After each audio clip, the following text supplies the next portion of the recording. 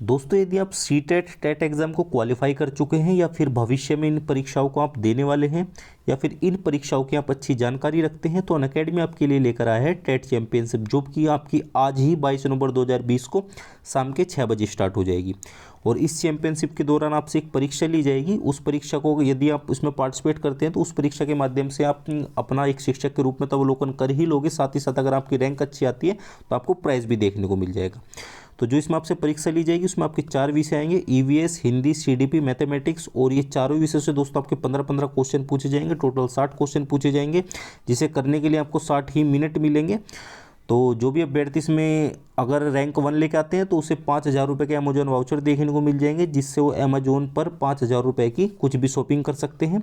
यदि 2 से 5 उनकी रैंक आती है तो 1,000 रुपये के अमेजोन वाउचर देखने को मिल जाएंगे। यदि 6 से 10 उनकी रैंक आती है तो उन्हें 500 रुपये के अमेजोन वाउचर देखने को मिल जाएंगे।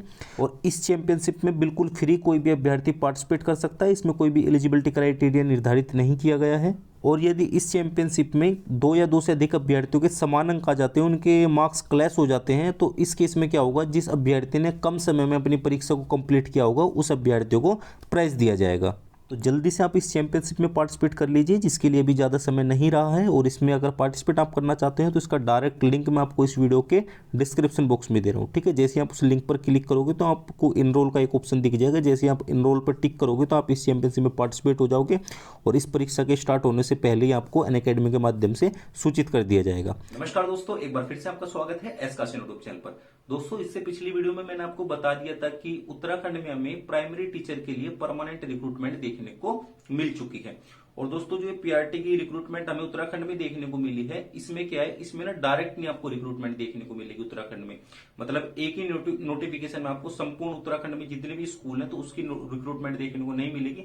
उत्तराखंड में क्या होता है, उत्तराखंड में ना आपको डिस्ट्रिक्ट वाइज रिक्रूटमेंट देखने को मिलती है, यानी कि जनपद के अनुसार आपको रिक्रूटमेंट देखने को मिलती है, ठीक है। तो इससे पिछली वीडियो में 2 जनपद के बारे में मैंने आपको बता दिया था, बाकी आज 4 जनपद में और नोटिफिकेशन जारी कर दिए गए हैं, तो उनके बारे में मैं आज एक वीडियो में आपको बता दूंगा।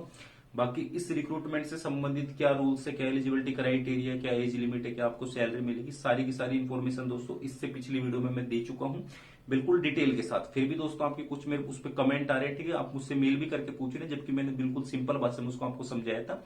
लेकिन इस वीडियो में दोस्तों मैं फटाफट से सारी बातें दोबारा से कवर कर दूंगा, बिल्कुल फटाफट से डिटेल में नहीं बताऊंगा। अगर आपको डिटेल में जानना तो उस वीडियो को चेकआउट कर सकते हैं, ठीक है।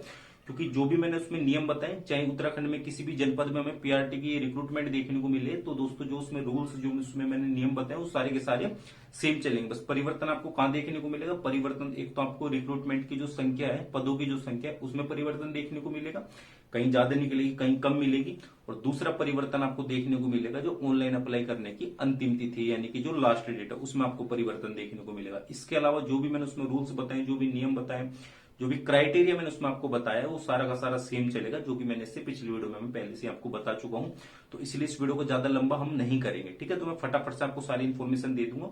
तो दोस्तों, और जो हमें 4 जनपदों में प्राइमरी टीचर के लिए उत्तराखंड में रिक्रूटमेंट देखने को मिली है, वो आपको मिली है अल्मोड़ा में मिली है, पिथौरागढ़ में मिली है, और आपकी चमोली में मिली है, ठीक है। और एक रुद्रप्रयाग करके कोई डिस्ट्रिक्ट है, ठीक है, उसका आपको नोटिफिकेशन में पता चल जाएगा।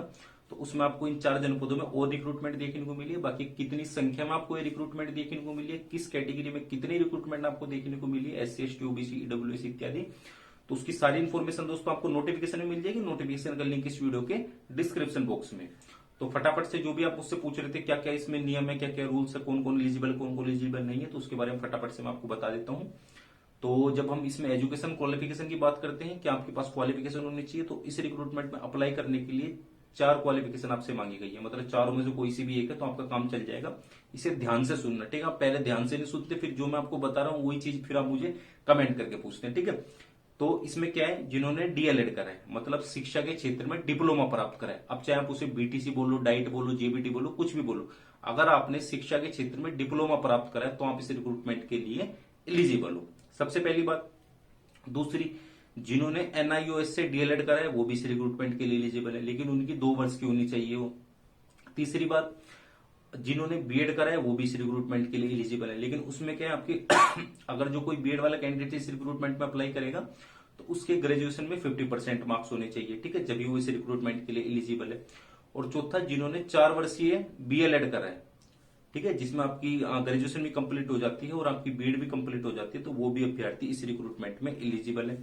जिन्होंने स्पेशल एजुकेशन में बीएड करा है वो भी अभ्यर्थी इस रिक्रूटमेंट में एलिजिबल है। ठीक है, तो ये क्वालिफिकेशन आपसे मांगी गई है। इसी के साथ साथ आपका सीटेट या फिर उत्तराखंड की जो टेट परीक्षा होती है उसमें पेपर 1 आपका क्वालिफाई होना चाहिए। अगर आपका यूके टेट या फिर सीटेट का पेपर 1 क्वालिफाई नहीं है तो भी आप इस रिक्रूटमेंट में एलिजिबल नहीं है।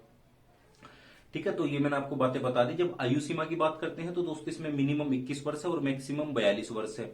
और जब इसमें सैलरी की बात करते हैं तो 35-36 हजार के आसपास आपको सैलरी देखने को मिल जाएगी।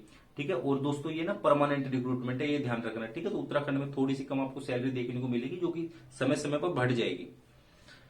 और इसमें जो आपकी जो चयन प्रक्रिया है, किस तरह से आपका सिलेक्शन होगा, तो दोस्तों उसका क्या है, जैसे और आप रिक्रूटमेंट देखते हो इसमें आपसे एग्जाम वगैरह लिया जाता है। इसमें ऐसा कुछ नहीं, जो भी आपकी क्वालिफिकेशन है, आपने ग्रेजुएशन करिए, बीएड करिए, अपने डिप्लोमा करा है, सीटेट में क्या आपके मार्क्स आए, ठीक है, तो इन सब का जोड़ के आपकी मेरिट बनेगी। जिसकी ज्यादा मेरिट होगी उसका सिलेक्शन हो जाएगा। ठीक है, तो इसमें कोई एग्जाम वगैरह की आपसे बात नहीं की गई।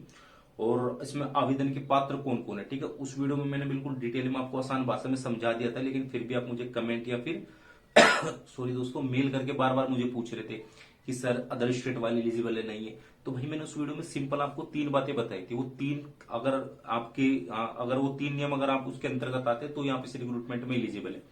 सबसे पहला, अगर आप उत्तराखंड के मूल निवासी हैं तो आप निश्चित रूप से इस रिक्रूटमेंट में आवेदन कर सकते हैं। दूसरा, अगर आप उत्तराखंड से बाहर किसी अदर मतलब किसी राज्य या फिर किसी केंद्र शासित प्रदेश के मूल निवासी हैं, लेकिन आपने अपने 10th और 12th उत्तराखंड से कंप्लीट करिए। ठीक है, उत्तराखंड के किसी सरकारी स्कूल या फिर किसी प्राइवेट स्कूल से अपने 10th या 12th कंप्लीट करिए, सॉरी 10th और 12th दोनों, तो भी आप इस रिक्रूटमेंट के लिए एलिजिबल है। ठीक है, 2 नियम मैंने आपको बता दिया। तीसरा नियम क्या था, यदि आपके मम्मी पापा में से कोई उत्तराखंड सरकार के कोई गवर्नमेंट जॉब करते हैं तो भी आप इस रिक्रूटमेंट के लिए एलिजिबल है। और यदि आपके मम्मी पापा में कोई सेंट्रल गवर्नमेंट की जॉब करते हैं जो कि उत्तराखंड में करते हैं, जॉब सेंट्रल गवर्नमेंट की, लेकिन वो करते कहां पर है, उत्तराखंड में, और वो ऐसी जॉब है जिसका उत्तराखंड से बाहर ट्रांसफर नहीं हो सकता। तो दोस्तों ये तीनों बातें मैंने आपको बताई। अगर इसके अंतर्गत आप हो तो निश्चित रूप से आप इस रिक्रूटमेंट में एलिजिबल हो, नहीं तो नहीं हो। अब आपकी क्या कमेंट आ रहे थे, ये बातें मैंने इससे पिछली वीडियो में बताई थी। आपके कमेंट आ रहे कि सर अदर स्टेट वाले एलिजिबल है नहीं है, तो भाई मैंने सारा तो बता दिया था इस वीडियो में। अदर स्टेट वाले कैसे एलिजिबल हो गए, अगर आप अदर स्टेट वाले हो, अगर आपने अपने 10th या 12th उत्तराखंड से कंप्लीट करिए तो आप एलिजिबल हो, अदरवाइज आप नहीं एलिजिबल हो। बिल्कुल सिंपल है। ठीक है, तो अदर स्टेट वाले इस रिक्रूटमेंट में एलिजिबल नहीं है। अब प्लीज मुझे ऐसे कमेंट करके कोई मत पूछना कि सर मैं राजस्थान से हूं, सर मैं हरियाणा से हूं, मैं पंजाब से हूं, मैं हिमाचल प्रदेश से हूं, क्या मैं इस रिक्रूटमेंट में अप्लाई कर सकता हूं, नहीं कर सकता। सिंपल भाषा, साधारण भाषा, सरल भाषा मैंने आपको बता दिया। अदर स्टेट वाले एलिजिबल नहीं है, यानी कि जो उत्तराखंड से बाहर किसी भी केंद्र शासित प्रदेश या फिर किसी भी राज्य के मूल निवासी हैं वो इस रिक्रूटमेंट में एलिजिबल नहीं है। लेकिन अगर उन्होंने अपनी 10th या 12th उत्तराखंड से कंप्लीट करी है तो वो अभ्यर्थी इस रिक्रूटमेंट में एलिजिबल है, या फिर उनके मम्मी पापा में से कोई गवर्नमेंट जॉब करता है उत्तराखंड में। ठीक है, तो ये अभ्यर्थी एलिजिबल है। और इसमें दोस्तों आपको आवेदन कैसे करना है, तो आवेदन इसमें ऑनलाइन नहीं होगा, आपको ऑफलाइन में करना पड़ेगा, जिसका डिटेल में बिल्कुल इससे पिछली वीडियो में आपको बता चुका हूं। ठीक है, आपको स्पीड पोस्ट के माध्यम से अपना एप्लीकेशन फॉर्म और जो भी आपसे दस्तावेज मांगे गए हैं उसे सेल्फ अटेस्टेड करके अपने नीचे सिग्नेचर करके, जो भी आप जीरोक्स करवाओगे, जो भी आप उनकी फोटो कॉपीज करवाओगे, तो उसके नीचे सिग्नेचर करके जब आपको फॉर्म के साथ अटैच करके कहाँ भेजने, जिस भी जनपद में आप अप्लाई कर रहे हैं। ठीक है, इससे पिछली वीडियो में बता चुका हूँ, बाकी नोटिफिकेशन में इधर मेंशन करा गया है कि आपको किधर ये सेंड करने हैं। और एप्लीकेशन फॉर्म और नोटिफिकेशन का लिंक आपको इस वीडियो के डिस्क्रिप्शन बॉक्स में मिल जाएगा। तो दोस्तों बस फिलहाल की वीडियो में आपको इतना ही बताना था। अगर आप इसी रिक्रूटमेंट संबंधित और भी कोई जानकारी लेना चाहते हैं, फिर डिटेल में जानना चाहते हैं, तो इससे पिछली वीडियो में बिल्कुल मैंने आपको डिटेल के साथ एक्सप्लेन करा है। उस वीडियो का लिंक या तो इस वीडियो के डिस्क्रिप्शन बॉक्स में आपको दे दूंगा, इधर आई बटन पर भी मैं आपको उस वीडियो का लिंक दे दूंगा। ठीक है, तो आप उस वीडियो को भी चेकआउट कर सकते हैं। बाकी जो मैंने आपको नियम बताया फटाफट दोस्तों यही सारे नियम है। अगर आप एलिजिबल हो तो निश्चित रूप से आप इस रिक्रूटमेंट में अप्लाई कर सकते हैं। तो बस दोस्तों अगर आपको वीडियो पसंद है फटाफट से वीडियो को लाइक करो, और जो भी अभ्यर्थी उत्तराखंड में पीआरटी यानी कि प्राइमरी टीचर बनने की इच्छा रखते हैं तो उन अभ्यर्थियों को निश्चित रूप से आप इस वीडियो को शेयर भी कर सकते हैं। बाकी अगर आपने अभी तक हमारे चैनल को सब्सक्राइब नहीं किया तो आप हमारे इस एसका यूट्यूब चैनल को भी सब्सक्राइब कर सकते हैं, क्योंकि इस चैनल पर केवल हम शिक्षक और शिक्षण से संबंधित सारी वीडियोज होती हैं। तो अगर आप एक शिक्षक बनने की इच्छा रखते हैं, चाहे हम गवर्नमेंट सेक्टर की बात करें फिर प्राइवेट सेक्टर की बात करते हैं, तो निश्चित रूप से आप हमारी एसका यूट्यूब चैनल को सब्सक्राइब कर सकते हो। तो बस दोस्तों फिलहाल के लिए इतना ही, मिलते हैं अपनी अगली इसी तरह की इंटरेस्टिंग वीडियो में। तब तक के लिए जय हिंद, वंदे मातरम।